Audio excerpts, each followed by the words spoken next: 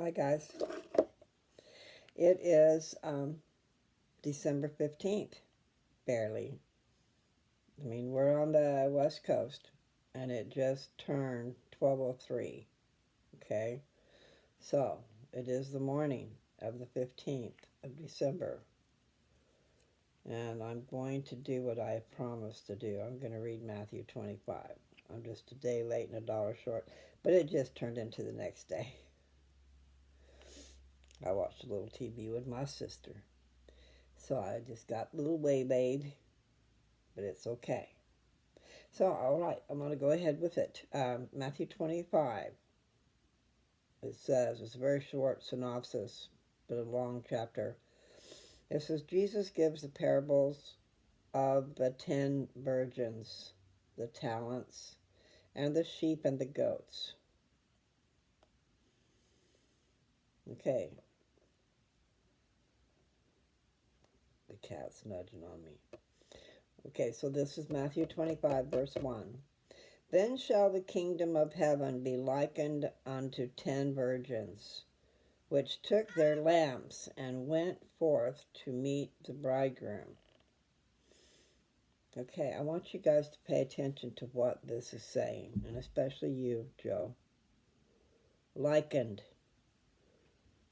Then shall the kingdom of heaven be likened unto 10 virgins. All right, so the whole kingdom of heaven, he's going to liken unto those 10 virgins. Okay? Which took their lamps and went forth to meet the bridegroom. And 5 of them were wise, and 5 were foolish. They that were foolish took their lamps, and took no oil with them. But the wise took oil in their vessels with their lamps. But the wise took oil in their vessels with their lamps. Okay, so that's 2 different things. So they had a thing holding the oil. They took it with them. That's the way I'm reading that. Okay, a vessel holds the oil, and it says with their lamps. Okay, so it's not that their lamp was just filled with oil, but they had extra oil so they could burn longer. Okay. While the bridegroom tarried, they all slumbered and slept. And at midnight, how apropos, and at midnight there was a cry made, Behold, the bridegroom cometh, go ye out to meet him. Then all those virgins arose and trimmed their lamps. And the foolish said unto the wise, Give us of your oil, for our lamps are gone out. But the wise answered, saying, Not so, lest there be not enough for us and you. But go ye rather to them that sell, and buy for yourselves. And while they went to buy, the bridegroom came, and the bridegroom came, and they that were ready went in with him to the marriage, and the door was shut. Afterward came also the other virgins, saying, Lord, Lord, open to us. But he answered and said, Verily I say unto you, I know you not. Watch therefore, for ye know neither the day nor the hour wherein the Son of Man cometh.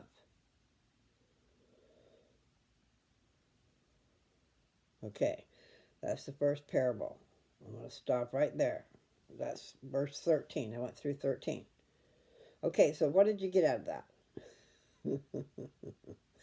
that? The kingdom of heaven was likened unto those virgins, okay? And so 5 of the virgins were wise and 5 were not. And he's talking about all of us in a collective and some of us are ready and some of us are not. You have your time. You have this time on earth to prepare to meet your Maker. Now that's my words, okay? But same diff. That's what he's saying. You need to prepare. That oil that you're putting in your lamps, that's your good deeds. The things that you do that are good. Prepare ye, prepare ye. You have to prepare.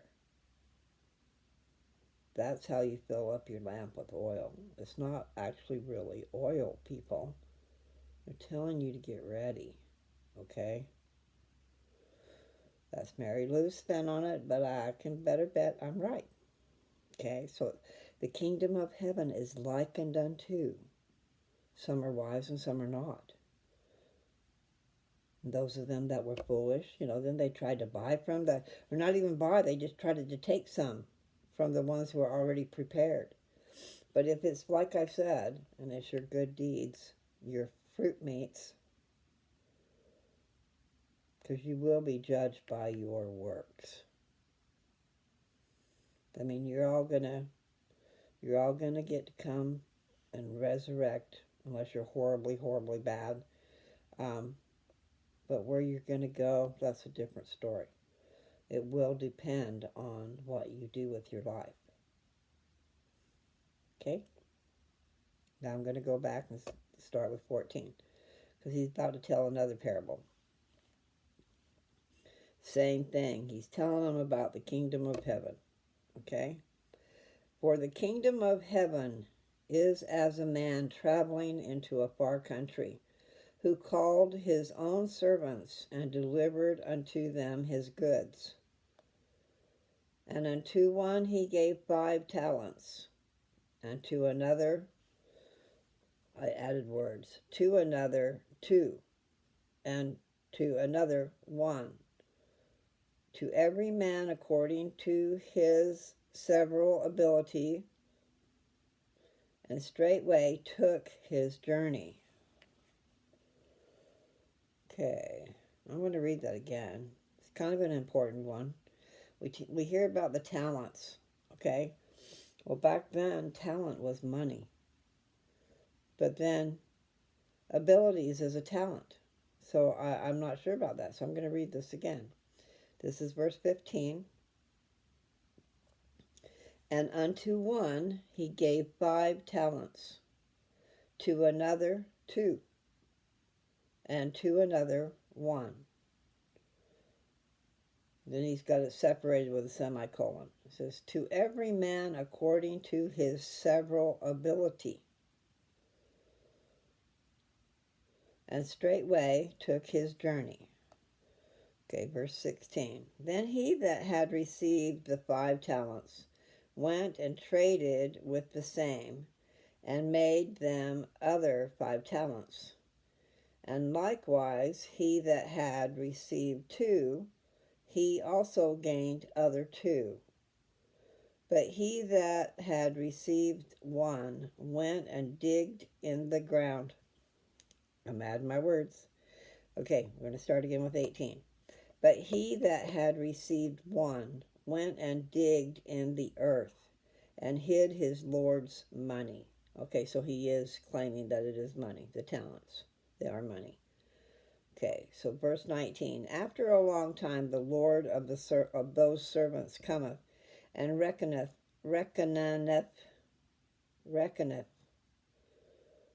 It is, reckoneth with them. And so he that had received 5 talents came and brought other 5 talents, saying, Lord, thou deliverest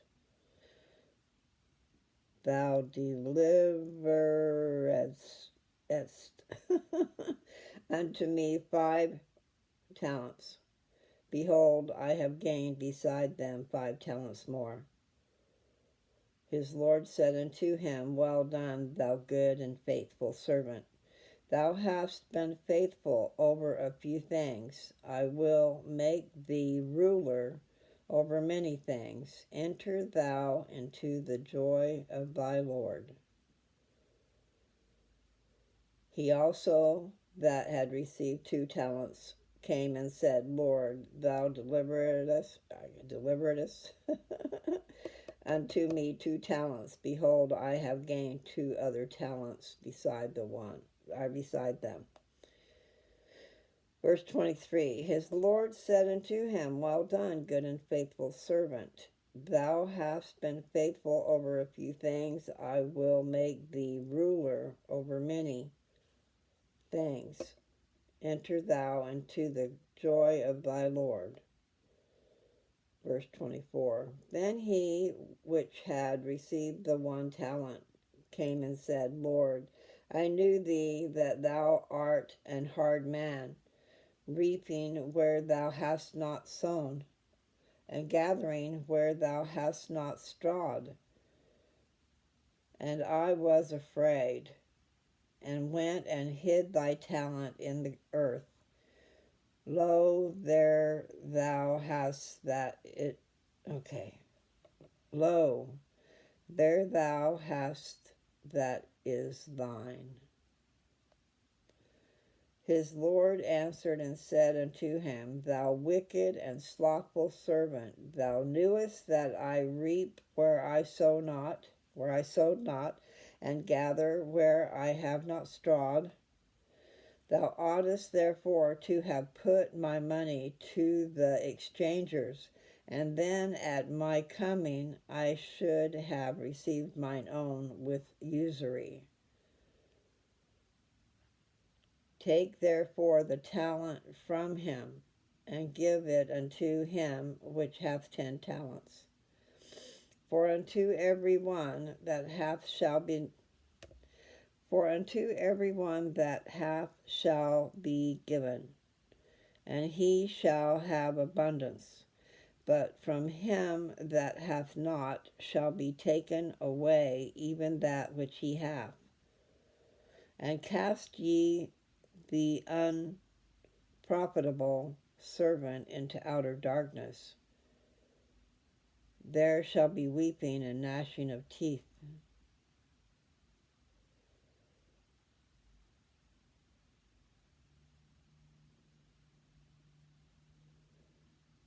I feel like I need to say something about all that, but I don't know really what to say, because I'm not really quite understanding that. I think that's kind of mean.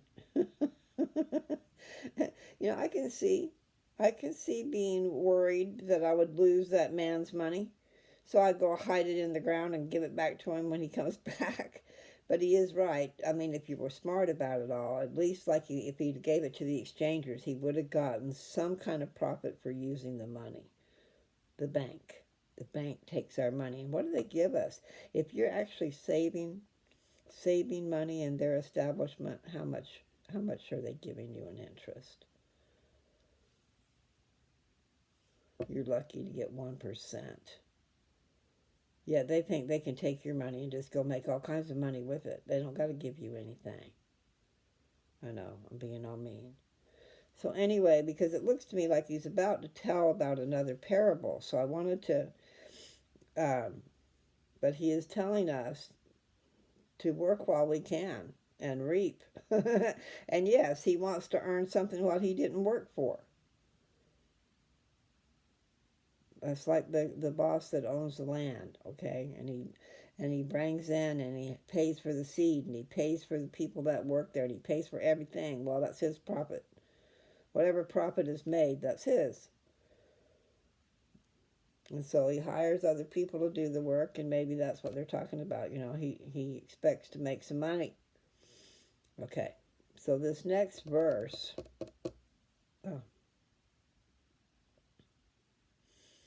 verse 29, for unto every one that hath shall be given, and he shall have abundance. I already read it, right? But from him that hath not shall be taken away even that which he hath. I'm not liking that. Anyway, so verse 30. And cast ye the unprofitable servant into outer darkness. There shall be weeping and gnashing of teeth. When the Son of Man shall come in his glory, and all the holy angels with him, then shall he sit upon the throne of his glory. and before him shall be gathered all nations, and he shall separate them one from another, as a shepherd divideth his sheep from the goats. And he shall set the sheep on his right hand, from the goats on the left. Then shall the king say unto them on his right hand, Come ye, blessed of my Father, inherit the kingdom prepared for you from the foundation of the world. For I was an hungered, and ye gave me meat. I was thirsty, and ye gave me drink.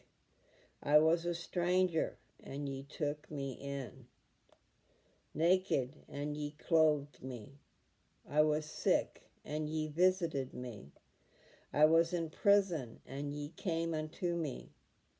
Then shall the righteous answer him, saying, Lord, when saw we thee and hungered and fed thee, or thirsty and gave thee drink? When saw we thee a stranger and took thee in, and naked and clothed thee? Or when saw we thee sick or in prison and gave unto thee? And the king shall answer and say unto them, Verily I say unto you, inasmuch as ye have done it unto one of the least of my, see, I'm adding words here, so I'm going to go back. Verily I say unto you, inasmuch as ye have done it unto one of the least of these my brethren, ye have done it unto me. Then shall he say unto all, Then shall he say also unto them on the left hand, Depart from me, ye cursed, into everlasting fire, prepared for the devil and his angels. For I was an hungered, and ye gave me no meat. I was thirsty, and ye gave me no drink. I was a stranger, and ye took me not in. Naked, and ye clothed me not. Sick and in prison, and ye visited me not. Then shall they also answer him, saying, Lord, when saw we thee an hungered, and athirst, or a stranger, or naked, or sick, or in prison, and did not minister unto thee?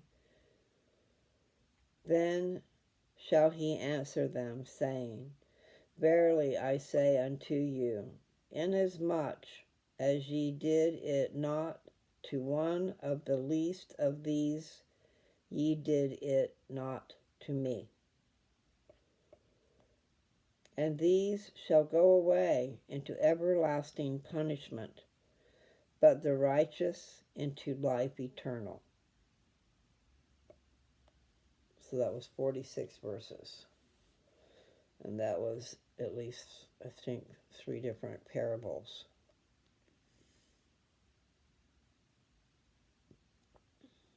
All right, so are you guys catching any correlation to some of the stuff that I've said? Instant karma's gonna get you. Instant karma. Okay. Justice of God. The law of restoration. What you send out, you will reap. And with what judgment you judge other people, you will be judged. So it behooves you not to be judging. There's a whole lot of things we don't understand, nor will we. So, just nice to try to understand those scriptures. And then just remember that they might have been tampered with. So some of the words might not be quite right. Let's just say that, well, you guys might not like that I say that, but the Book of Mormon is a more pure translation of these ancient scriptures.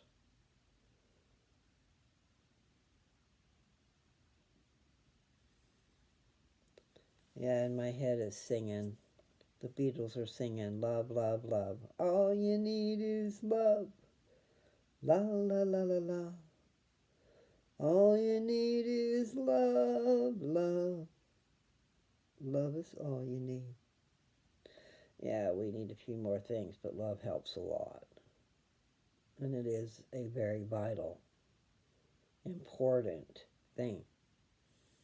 Love. Okay, I rambled on a lot today, so I probably don't need to be on here. I hope you guys will check out that gospel library because it'll read it to you. Like I've told you, I'm not the best reader, and then you can just follow to your heart's content. In other words, you can just keep on keeping on, whereas I'm going to stop. Okay? So your scripture reading should not be held back because that I'm not going to be reading what you want to read. Okay? You're going to want to read those scriptures for the rest of your life. You will. The more you read them, the more you'll know them, the more you'll understand them.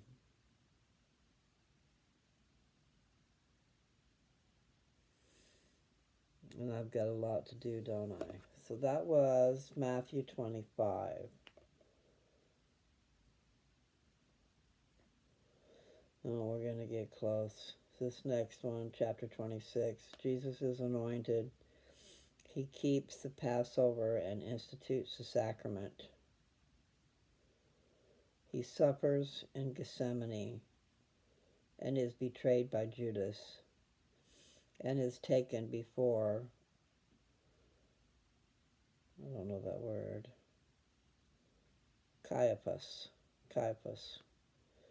Peter denies that he knows Jesus.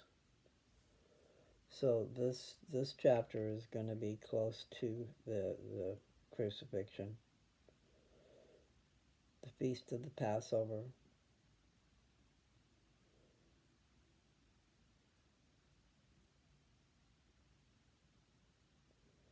We'll learn some stuff right here. The Feast of the Passover is when the blood of the lamb was put on the top of the doors or across the doors so that the destroying angel did not go in and kill the firstborn. Pharaoh is the one who caused all that. Moses was trying to get the slaves released so they could leave. And they would have nothing to do with that. So there were all these plagues put on Egypt, according to the movie. We can't always go by the movies. But anyway, the last plague, Pharaoh pronounced it. He ordered the death of the firstborn Jew in every family of the Jews, which backfired because it meant that it was the firstborn Egyptians. The Pharaoh's son is going to be one of the ones that's killed, and it's because of what the Pharaoh did himself. He pronounced that last curse by saying he was going to go and kill the firstborn of every Jew. Okay, and that was the last plague before all the Jews were released. So they were all released and were leaving. And that's where the Red Sea was parted. But the Pharaoh changed his mind. So the Pharaoh and his armies went back after him. We're chasing them. We're going to bring them back. We're not letting our slaves go. Excuse me. That's what that feast, the Feast of the Passover is all about. Okay, so you know what? I am tired. I don't know if I'm going to read anymore. I'm going to shut this down and get it put up. And I'm going to take my melatonin and get in bed. That's what I should do. But I'll take my melatonin and we'll see. Maybe I will read the next chapter, Matthew 26. It'll be interesting. I mean, I don't want to hear anything bad, but I've been talking about him bleeding from every pore. Well, that's going to happen in Gethsemane.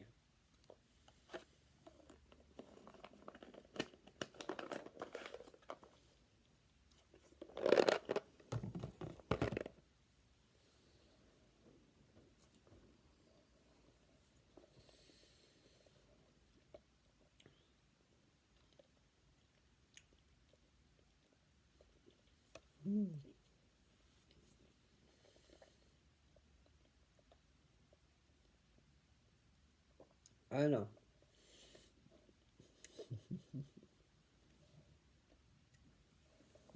Oh my. All right. Bye, you guys.